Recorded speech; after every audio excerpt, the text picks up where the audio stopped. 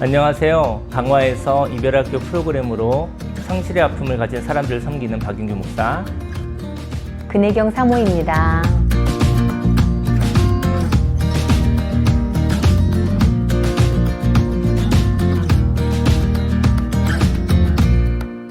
오늘은 마음이 답답하여 꽉 막혀 있는 사람이 어떻게 하면 그 응어리를 풀어서 평안한 사람이 될 것인가 라는 이야기를 함께 나누고 싶습니다. 마음속에 물처럼 흐름이 있다면 그 사람은 유연한 사람이라고 합니다. 그런데 마음에 물이 흐르는 것이 아니라 알갱이가 있어서 막히는 것이 있다면 알갱이를 걸러내야 흐름이 좋은 자유로운 사람이 됩니다.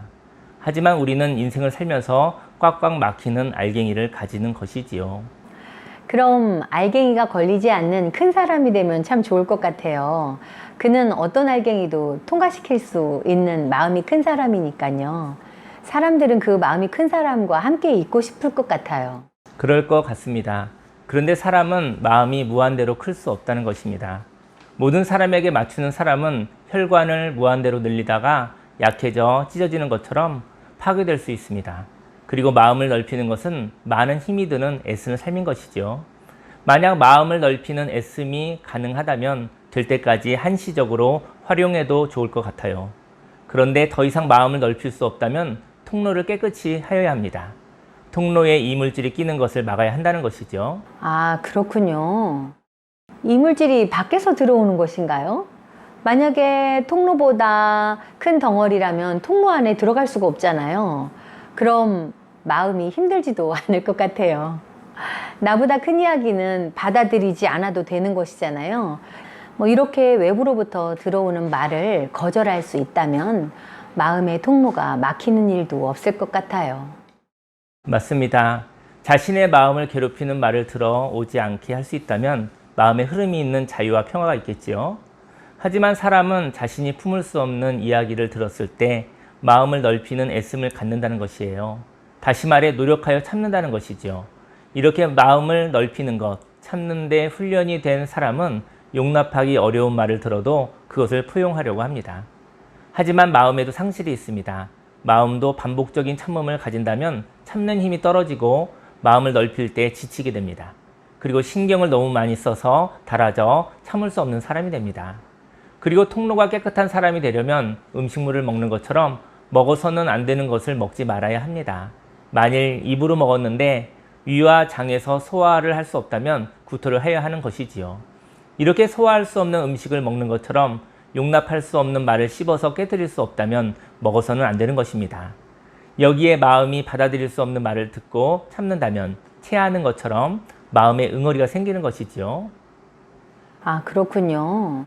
그러면 받아들일 수 없는 말을 들었을 때 그 말을 어떤 이유로 참아서 마음에 병이 생기는군요. 그리고 마음에 들어온 말이 배출되지 않고 썩고 썩어서 돌덩어리가 되는 것이군요. 그럼 목사님, 이렇게 마음속에 생긴 응어리를 어떻게 하면 없앨 수 있을까요? 마음속에 용납할 수 없는 응어리가 있다면 그 응어리를 배출하라고 말하고 싶습니다. 마음의 응어리를 가진 사람이 평안한 사람이 되려면 첫 번째로 응어리가 있는데 그 응어리가 유익하다고 생각하면 안 됩니다. 응어리는 마음속에 있는 돌덩어리와도 같습니다. 그런데 그 돌덩어리보다 큰 통로를 가지고 있다면, 다시 말해 잘 참고 신축성도 좋으면 그 돌덩어리는 없는 것과도 같습니다. 하지만 삶 속에 기능이 약해지는 위기가 있습니다. 그러한 위기 때 응어리는 통로와 부딪히며 통증을 줍니다. 그런데 이러한 전조 증상이 있을 때 괜찮다고 생각하면 안 됩니다. 사람들의 마음 한켠에 신경 쓰이는 이야기가 있지요. 그런데 그 말을 참는 것은 그 말을 참지 못하면 다른 소중한 것을 잃어버릴까 하는 두려움이 있기 때문입니다. 그래서 마음에 용납할 수 없는 어떤 말이 있는데 그 말을 무시하며 눌러놓는 것이지요. 저와 여러분들이 어떻게 그런 일이 일어날 수 있어? 난 절대로 저렇게 살면 안 돼 라는 돌덩어리가 있다면, 그래서 그러한 삶을 살기 위해 참을 수 없는 말을 품고 살아가고 있다면 우리들은 병들어가고 있는 것입니다. 어떤 삶을 살아가기 위해 할 말을 하지 못할 말로 받아들이고 있다면 응어리를 가지고 있는 것입니다. 응어리를 가지고 있으면, 다시 말해 참고 있으면 무엇인가를 지키는 것이 아니라 자신이 병들어 죽어가고 있는 것입니다. 응어리는 절대로 소중한 보물을 지키는 유익한 것이 아닙니다. 마음의 응어리를 가진 사람이 평안한 사람이 되려면 두 번째로 절대적인 이야기를 상대적인 이야기로 작게 깨뜨려야 합니다. 나보다 큰 말을 응어리라고 하는데요. 그 말을 할 수 있으려면 통로를 넓히거나 통로보다 결정체를 작게 하여야 합니다. 통로는 사람을 의미하며 통로는 무한정 넓힐 수가 없습니다. 왜냐하면 고정된 통로를 넓히려면 수술을 하는 것과 같은 조작이 필요한데, 수술은 지친 자에게는 생명을 잃게 하는 부작용을 만들어내기에 위험한 방법입니다. 만일 수술을 받으려면 몸의 상태가 가장 좋은 때 효과가 있는데, 영혼이 지쳐있는 사람이라면 그 사람에게 수술을 하는 것은 부적합한 방법이지요. 그래서 응어리를 다루는 방식으로 지쳐있는 사람에게 수술을 하기보다는 다른 방식으로 응어리를 다루는 방법이 있어야 합니다. 그렇다면 결정체를 깨뜨려 작게 하는 방법은 어떤 것일까요? 마음의 응어리는 말로 나타납니다. 만약에 어떻게 그런 일이 일어날 수 있어 라는 이야기가 있다면, 그래서 나에게 절대로 이러한 일이 일어났다는 것을 용납할 수 없어 라는 마음이 있다면 바로 그 사건이 응어리인 것이지요. 응어리는 참고 또 참고 하여서 생긴 통로보다 큰 말입니다. 다시 말해 통로인 사람보다 큰 말이지요. 그래서 말할 수 없는 말이지요. 만일 말할 수 없는 말이라면 이 말은 절대적인 말입니다. 이렇게 절대적인 말은 다룰 수 없는 말입니다. 우리는 이렇게 나보다 큰 말, 용납할 수 없는 말을 가질 수 있습니다. 그런데 이 말이 나보다 크다면 그 말을 할 수가 없습니다. 그래서 그 말을 나보다 작은 말로 바꾸어야 합니다. 저는 이처럼 마음속에 응어리진 말을 몸, 담낭이나 신장 등에 무엇인가 담즙이나 요산이 뭉치고 뭉쳐서 돌이 되어지는 결석에 비유하려고 합니다. 결석은 뭉쳐진 말과도 같습니다. 사람이 말하지 못하는 이유는 말할 수 없기 때문이지요. 말할 수 있는 말은 용납할 수 있는 말입니다. 그러나 말할 수 없는 말은 말하여도 수용될 수 없는 큰 말입니다. 이렇게 용납될 수 없는 말은 배출될 수가 없습니다. 저는 결석 제거 방법으로 초음파 쇠석술을 소개하고 싶습니다. 몸속에 있는 결석을 초음파로 충격을 주어 돌덩어리를 작게 깨뜨리는 일을 먼저 합니다. 이렇게 통로보다 큰 돌에 충격을 주어 깨뜨린다면 밖으로 내보낼 수 있을 것입니다.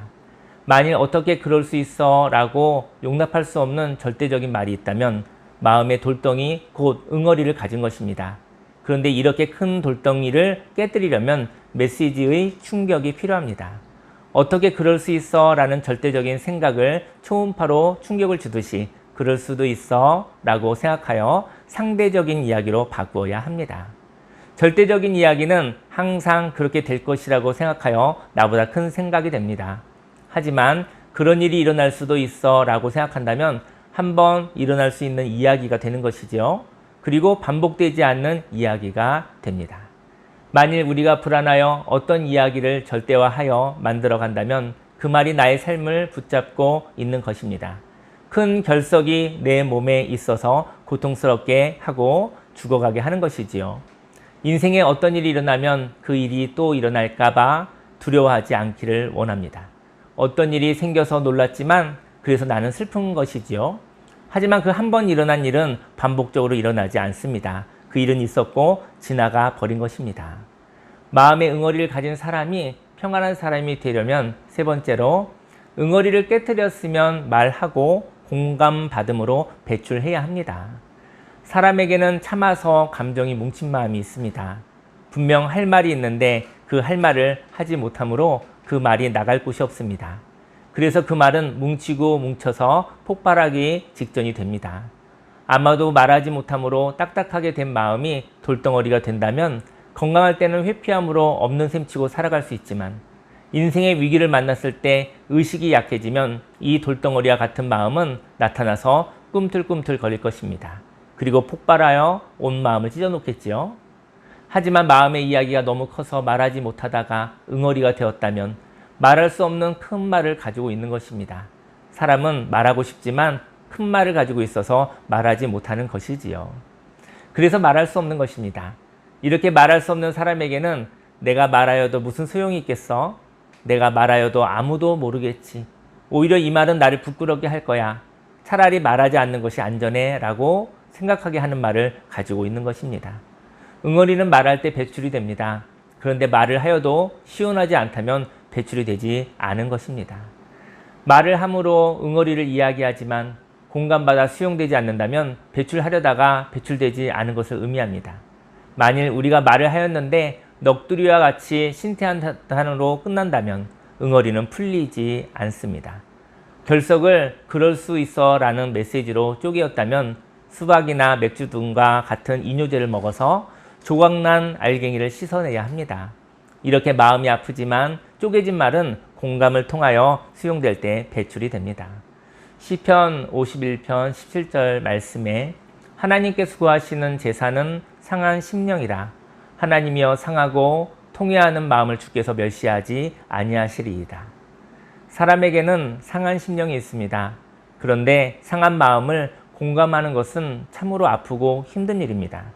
만일 누가 저와 여러분의 상한 마음을 자신의 마음처럼 공감하여 준다면 그 이야기를 안 하지 않을 이유가 없겠지요. 말할 수 없는 말이 절대적인 말이라면 말할 수 있는 말, 그 말은 상대적인 말입니다. 수박과 맥주의 도움을 받아 결석을 씻는 것처럼 하나님이 저와 여러분들의 상한 심령을 받으시기를 원한다고 하십니다. 그리고 또 하나님의 마음을 가진 사람들이 응어리를 풀고자 하는 사람의 마음의 이야기를 진실하게 듣는다면 그 응어리는 배출되어 풀어지게 될 것입니다. 오늘은 큰 소리가 나서 아이를 불안하게 할 수 없어 라는 응어리를 가진 사람의 이야기를 하려고 합니다. 그는 어렸을 때 부모님이 부부싸움을 하시고 난 뒤 어머님이 우는 모습을 보았다고 합니다. 그리고 난 뒤 엄마가 언제 갑자기 자기를 떠날지 몰라 라고 생각하게 되었습니다. 그래서 삶에 있어서 항상 불안함이 많았습니다. 그는 성인이 되었고 남편과 2년 정도 연애 후 결혼을 하였습니다. 연애 시절 남자친구가 안식처와 같아서 결혼을 하게 되었습니다. 신혼 초에 부부싸움이 있었습니다. 그때는 싸움을 해도 자신의 의견과 주장을 말할 수 있었습니다. 그런데 아이를 낳고 나니 아이 앞에서 큰 소리로 싸우는 것을 할 수가 없었습니다. 남편은 격려와 응원을 받기를 원했던 사람이었습니다. 그런데 아내는 불안 때문에 잔소리와 통제를 할 수밖에 없었습니다. 그래서 부부싸움이 많았고 큰 소리도 많이 났습니다. 그런데 남편의 소리가 커져도 대응할 수 없었습니다. 딸 아이가 불안해할까 봐요. 결혼 전은 연애하는 모습이라 의무도 없었고 책임도 없었기에 놀이로 재밌는 삶이었습니다. 그래서 쉼이 있어 남자친구가 안식처가 되었지만 결혼 후 의무와 책임이 있기에 안식처를 잃어버린 것이죠. 그리고 전쟁터와 같은 결혼 생활에서 불안할 수밖에 없었고 그 결과 남편에게 잔소리를 하게 되었던 것 같습니다. 그리고 그 불안으로 인하여 부부싸움이 빈번하였고 큰 소리도 생기게 되었던 것이지요. 아이가 생기고 난 뒤 육아가 시작되었는데 큰 소리가 나는 부부싸움에서 아이가 큰 소리를 들어서 불안하게 할 수 없어 라는 메시지 때문에 무조건 참아야만 했던 것입니다. 오늘 저는 큰 소리로 인하여 불안해하는 사람을 보호하기 위해 열심히 일했던 사람에게 하나님께 말하라고 권유하고 싶습니다. 하나님, 저는 열심히 살았어요. 불안하지 않으려고 통제하며 살았어요. 위험하지 않으려고 안전하려고 많이 말하며 살았어요. 그런데 그러한 이야기는 잔소리가 되었고 사랑하는 사람이 멀어지는 이유가 되었어요. 그리고 싸움이 되어 큰 소리가 나는 일이 생겼어요. 그런데 그러한 큰 소리를 사랑하는 딸이 듣는 것이 무서워요. 그리고 부부싸움을 하고 난 뒤 제가 우는 것도 무서워요. 이렇게 큰 소리가 나고 울음이 있으면 내 사랑하는 딸이 엄마가 견디지 못하고 도망갈까 생각하여 나처럼 불안하게 하고 싶지 않아요. 하지만 이제 하나님, 이렇게 아무 말도 못하고 마음에 돌덩이가 생겼어요. 그리고 그 스트레스가 저를 병들게 하였어요. 이제 참는 것을 그만하고 싶어요. 하나님이 말씀하십니다. 사랑하는 아들아, 딸아, 많이 힘들었지? 아빠와 엄마가 큰 소리로 부부싸움을 할 때 얼마나 놀랬니? 그리고 엄마가 슬피 울 때 안식처를 잃어버릴까봐 많이 힘들었지? 그리고 너는 장성하여 결혼을 하였고 안식처를 지키기 위하여 많이 애쓰고 있구나. 너에게 있었던 안식처의 상실이 딸에게 생기지 않게 하려고 노력했구나. 수고했단다. 너는 나의 자랑이란다. 사랑하는 아들, 딸 고맙다. 이제 힘들었던 과거는 지나갔단다. 그리고 오늘은 안식처를 지키기 위해 끊임없는 불안에 매여 살 필요가 없단다. 오늘은 마음의 이야기를 표현하며 인생의 희로애락을 나누며 외롭지 않을 함께하는 날이란다. 오늘은 함께해도 없어질 날, 소중한 보석과 같은 날이란다. 사랑하는 아들, 딸 많이 수고했다. 이제 나의 이야기를 표현하며 몸만이 아닌 마음이 함께하는 삶을 살면 어떻겠니? 지금 기도하기를 원합니다. 이 영상을 보시는 분들도 함께 잠시 마음을 합하여 기도합시다. 함께 기도하겠습니다. 살아계신 하나님 아버지, 감사합니다. 인생 가운데서 큰 소리가 나지 않았으면 하는 사람이 있었습니다. 엄마 아빠의 부부싸움을 통해서 그때 불안함을 느꼈고 엄마의 눈물을 통해서 엄마가 이 결혼 생활을 견디지 못하고 떠나갈까봐 그리고 홀로 되어질까봐 두려워하는 아이가 있었습니다. 하나님 아버지, 그에게 그가 결혼을 하였고 또 사랑하는 자녀에게 그런 일이 반복되지 않았으면 좋겠다 하는 그러한 절대적인 이야기가 있었습니다. 하나님 아버지, 하나님 인생 가운데서 하나님 아버지, 우리의 마음속에 절대적인 이야기가 그럴 수 있다라는 마음으로 상대적인 이야기로 바뀌어지게 하여 주옵소서. 상한 심령을 들으시고 우리의 마음을 치유하기를 원하시는 하나님 아버지, 그 하나님께 나의 마음을 올려드렸었을 때 하나님이 그 마음을 받으시고 그 하나님께 모든 것을 올려드렸었을 때 나의 상처가 치유가 된다는 것을 알게 되었습니다. 하나님이 우리의 마음을 알고 계십니다. 공감하여 주십니다. 그리고 위로를 받고 격려를 받고 응원을 받았었을 때 우리는 새롭게 되어진다는 것을 알게 되었습니다.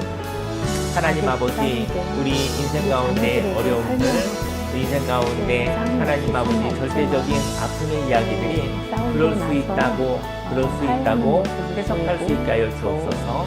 그렇게 함으로 말미암아 참된 자유를 얻게 하여 주옵소서. 예수님의 이름으로 감사하며 기도드렸습니다. 아멘. 기도하겠습니다. 살아계신 하나님 아버지, 인생 가운데 놀람이 있었습니다. 엄마 아빠의 부부싸움을 통해서 큰 소리가 있었고 큰 소리를 듣고 엄마가 흘리는 눈물의 그 소리를 보고 마음이 불안하였습니다. 그리고 혼자 버려질까봐 괴로워하고 불안했던 사람이 있었습니다. 하나님 아버지, 그의 마음에 하나님께서 그 절대적인 아픔의 이야기를 하나님께서 치료하여 주옵소서. 인생 가운데 그런 일이 일어날 수도 있다고, 그럴 수도 있다고, 그래서 놀랬고 내 마음은 슬펐다고, 하지만 하나님께서 괜찮다고 이야기하시며 그러한 일은 반복되어서 일어나지 않는 것이라고 말씀하여 주시니 감사를 드립니다. 하나님 아버지, 하나님께서 상한 심령을 받으시고 상한 심령을 하나님께 올려드렸었을 때 하나님께서 그 심령을 받으시고 치유하시는 것을 알게 하셨습니다. 하나님 아버지, 하나님께 내 상한 마음을 하나님께 올려드립니다. 그리고 하나님의 마음으로 바뀌어지게 하여 주옵소서. 오늘 이 시간 절대적인 이야기가 상대적인 이야기로 바뀌어지게 하여 주옵시고, 어떻게 그럴 수 있어? 라는 이야기들이 그럴 수도 있다라는 용납의 이야기로 바뀌어지게 하여 주옵소서. 예수님의 이름으로 감사하며 기도드렸습니다. 아멘. 인생에는 말하지 못할 응어리가 있습니다. 이 응어리는 참고 참을수록 더욱 커져서 나를 아프고 병들게 합니다. 이 응어리를 풀려면 응어리가 오래되면 안 된다는 것을 알아야 합니다. 그리고 이 응어리는 그럴 수도 있어 라고 해석함으로써 한때 아프고 힘들고 슬펐던 이야기로 여겨져야 합니다. 이 응어리가 말을 할 때 넋두리와 신세 한탄으로 되어지지 않고 사랑 안에서 인격적으로 존중된다면 이 마음의 돌덩어리는 제거될 것입니다. 그래서 당신의 아픔을 알아요. 그 일로 인해 많이 외롭고 힘들었지요. 제가 그 아픔을 함께 하겠습니다. 괜찮습니다. 몰라서 생겨난 사고였어요. 다시는 그런 일이 당연히 일어나지 않아요. 두려워 마세요. 라고 공감받는다면 우리들의 응어리는 풀리고 자유케 될 것입니다. 하나님은 사랑이십니다. 하나 사랑 안에서 나의 아픔을 배출하면 다시는 그 아픔을 찾아올 수 없습니다. 왜냐하면 사랑으로 공감할 때 하나님의 치유가 일어나기 때문입니다. 하나님은 우리들이 치유되어 행복하게 살기를 원하십니다. 우리는 응어리를 풀어서 행복하고 하나님은 우리들이 행복해서 행복하신 것이지요. 하나님과 마음이 소통되는 것이지요. 하나님께 상한 심령을 들이시고 치유를 받아 행복하게 사시기를 소망합니다. 오늘은 마음에 돌이 있어서 답답하고 숨이 막히는 사람들의 이야기를 해보았습니다. 이러한 응어리를 그럴 수도 있어 라고 자신에게 관대하게 풀어주시기를 소망합니다. 다음 시간에도 놀람의 이야기를 이어가 보려고 합니다. 다음 시간에 뵙겠습니다. 감사합니다. 여러분이 겪었던 놀람의 이야기를 함께 나누고 싶으신 분은 아래 메일 주소로 보내주시기 바랍니다. 선정되신 분들께는 이별학교에서 준비한 소정의 선물을 보내드리겠습니다.